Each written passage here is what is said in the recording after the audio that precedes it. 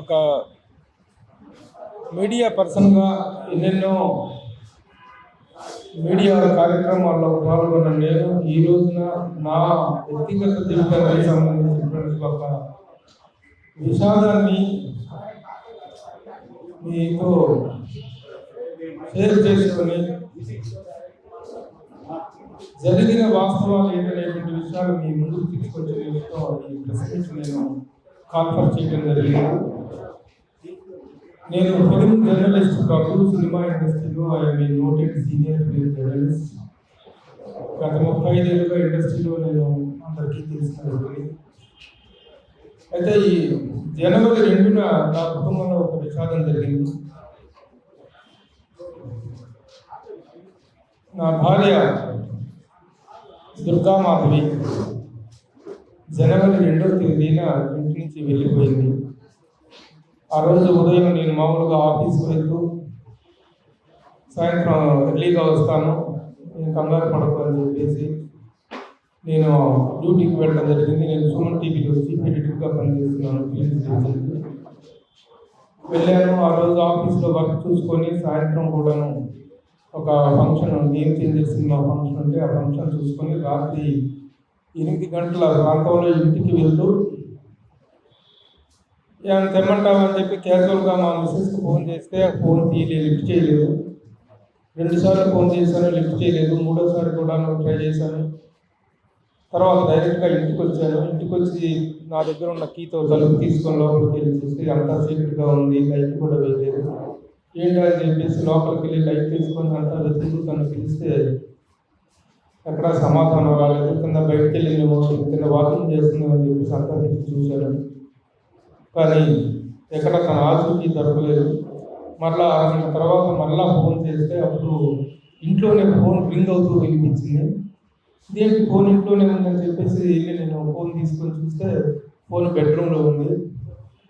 So ఆ విధంగా ఇంటికి వెళ్ళి చూసిన తర్వాత ఆ ఫోన్ మళ్ళీ నేను ట్రై చేశాను నెంబర్ ఆఫ్ టైమ్స్.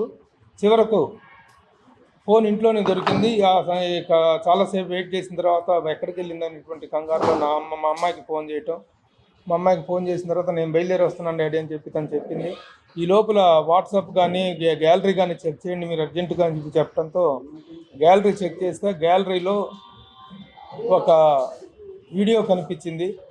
ఆ వీడియోలో తను సుస్పష్టంగా ఒక వీడియోని రికార్డు చేసింది. ఒక సూసైడ్ నోట్ లాంటి వీడియోని రికార్డు చేసింది.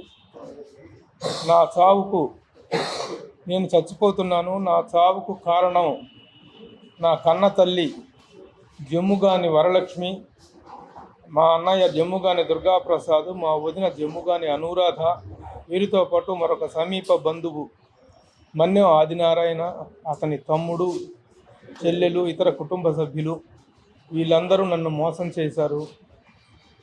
నన్ను మానసికంగా క్షోభకు గురి చేశారు, మోసం చేశారు అని. కాబట్టి నేను చచ్చిపోతున్నాను.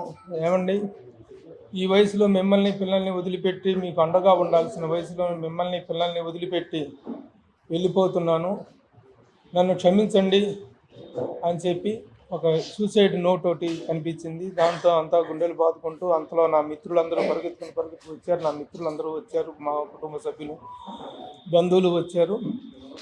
అందరం కలిసి తలా ఒక చోట ఎదుగుతూ రైల్వే స్టేషన్లు, పోలీస్ స్టేషన్లు, బస్ స్టాండ్లు, అటు ఇటు అంతా తిరుగుతూ ఉన్నాం.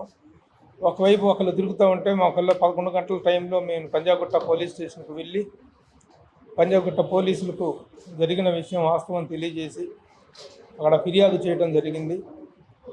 ఇక రాత్రి నుంచి మొత్తం అంతా వెతుకుతూనే ఉన్నాము. మరుసటి రోజు 2వ తారీఖు అయిపోయింది. 3వ తారీఖు మొత్తం వెతుకుతూనే ఉన్నాము.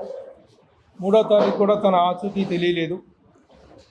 4వ తారీఖు కూడా తన ఆచూకీ తెలియదు. 4వ తారీఖు కూడా వెతుకుతూనే ఉన్నాము. అప్పుడు 4వ తారీఖు మధ్యాహ్నం 12:30 గంట ప్రాంతంలో మాదాపూర్ పోలీస్ స్టేషన్ నుంచి పంజాగుట్ట పోలీసులకు మా దగ్గర ఒక డెడ్ బాడీ దొరికింది, ఇదో కాదా మీరు చూసుకోండి, ఒక మహిళ మృతదేహం అని చెప్పేసి 4వ తారీఖు మధ్యాహ్నం మాదాపూర్ పోలీసులు పంజాగుట్ట పోలీసులకు ఆ ఫోటో పంపించారు.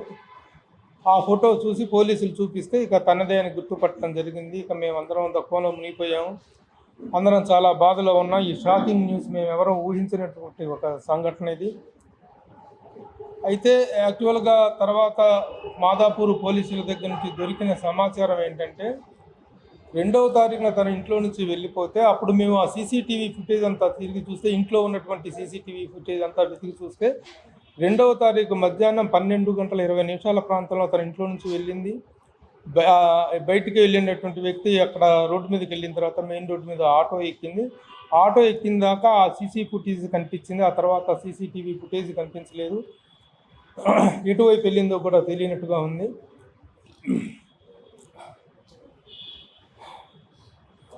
ఆ తర్వాత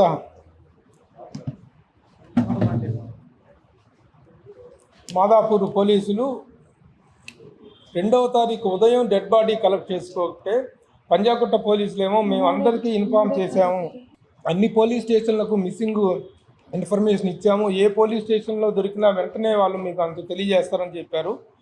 అయితే మాదాపూర్ పోలీసులకి 3వ తారీఖు ఉదయం డెడ్ బాడీ దొరికితే వాళ్ళు ఆ సమాచారాన్ని ఆ రోజు సాయంత్రం మీడియాకి ప్రెస్లో అయితే చెప్పారు. డెడ్ బాడీని ఉస్మానియా ఆసుపత్రికి అయితే తరలించారు, కానీ పక్కనే ఉన్నటువంటి పంజాగుట్ట పోలీస్ స్టేషన్కి సమాచారం ఇవ్వటం జరగలేదు.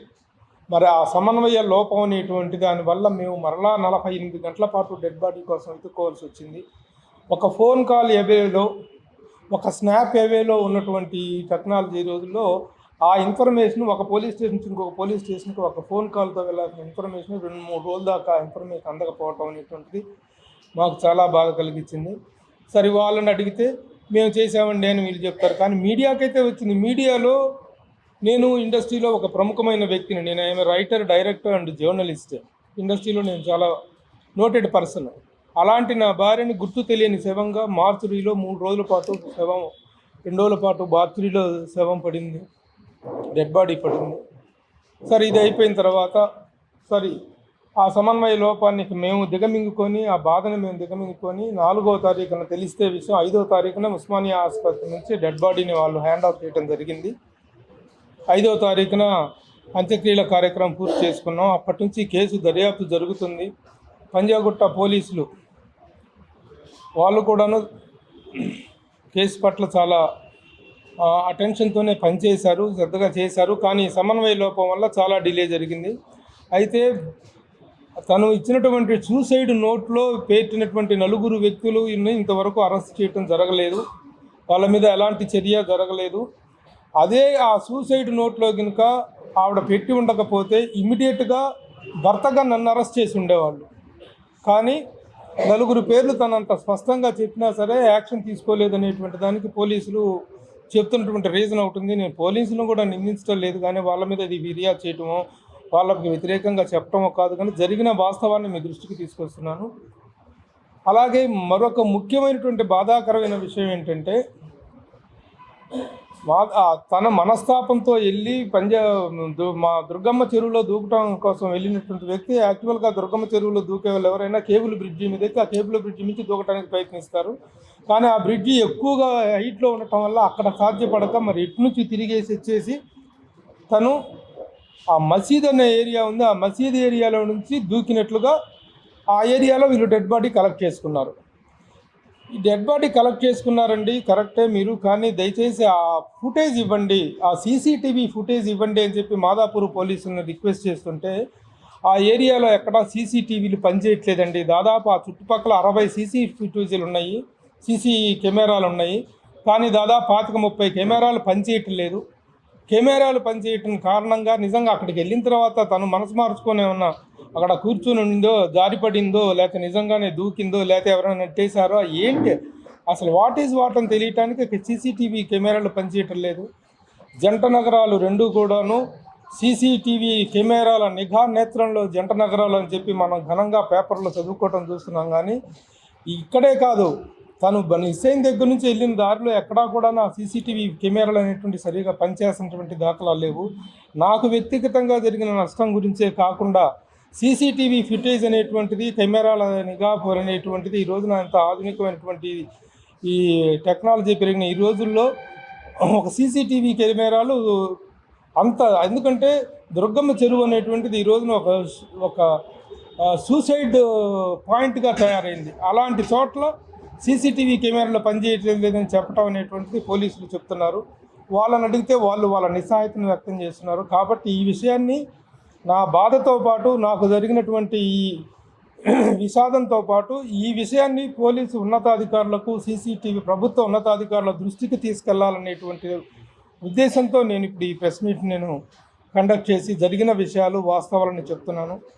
పోలీసులు ఎంత త్వరగా వీలైతే అంత త్వరగా, ఎందుకంటే ఒక్క చిన్న క్లూ దొరికితేనే వ్యక్తి తీసుకొచ్చి అరెస్ట్ చేసి విచారణను దర్యాప్తు చేసి దర్యాప్తును వేగవంతం చేసేటువంటి వ్యవస్థ ఉన్నటువంటి సమయంలో నలుగురు వ్యక్తులను నా చావుకు కారణము పోలీసులు వాళ్ళను శిక్షించాలని కోరుతున్నాను అంటూ తన ఆత్మహత్యకి తను పాల్పడినటువంటి దీన్ని కూడాను ఆ బాధ ఆవేదన మా మనసుల్లో తీసుకోలేకపోతున్నాం. మేమే కాదు, ఒక్కసారిగా సినిమా ఇండస్ట్రీ మొత్తం షాక్ అయ్యారు. నాకు సినిమా ఇండస్ట్రీలో ఉన్న రిలేషన్స్ దృష్ట్యా సినిమా ప్రముఖులందరూ ఈ వార్త విని దిగ్భ్రాంతి చెంది మా ఇంటికి వచ్చి నన్ను ఓదార్చి, నా పిల్లల్ని ఓదార్చి, సినిమా ప్రముఖులందరూ వాళ్ళ పేర్లు చెప్పడం కరెక్ట్ కాదు, కానీ సినిమా ఇండస్ట్రీ మొత్తం చాలా షాక్ అయింది. ఇంకొక ముఖ్యమైన విషయం ఏంటంటే, ప్రభు మీడియా వ్యక్తి కాబట్టి ఈ వార్త బయటికి రాకుండా, ఇది ఎందుకంటే ఆ రోజున